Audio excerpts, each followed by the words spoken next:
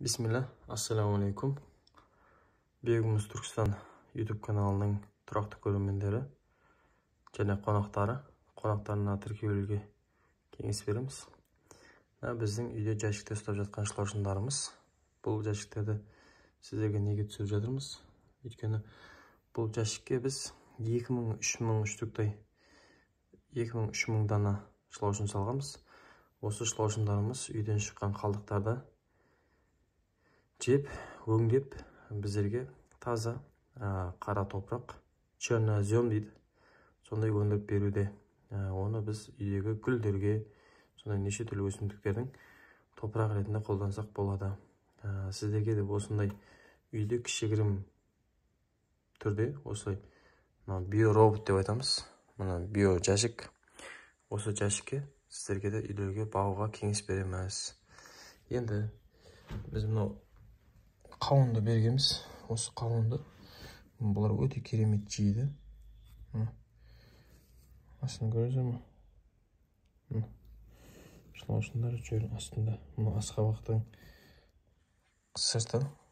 Мынау сулы болып көріп тұрсыздар ма? Осыны жеп жатыр қазір. Ал мынау түрін, мынау жеп қойған мына. Тек күлің ұстаған. Енді көреміз. Мына қауындарды бергенбіз біз. Қателеспесем кеше бердім. Мына астында үйіліп жүр. Шылаушын деген. Осылай қол жетімді қылып үйде бақсаңыздар болады. Үйден шыққан пияздың қабығы, картоптың қабығы, сәбіздің қабығын беру арқылы осы шылаушынды үйде осылай жәшікке ұстауға болады. Мынаның түбінде үйіліп жүр. Бұл процесте уже жеп жатыр мына.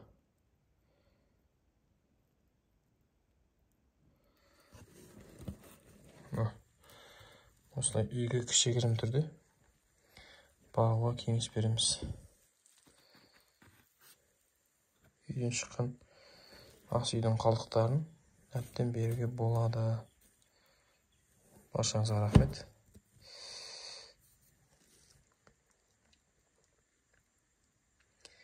Каналға лайк басып қолдауларыңызды аямаңыздар. Үйдегі гүлдеріңізде өздеріңіз топырақ өндіруді қолға алыңыздар.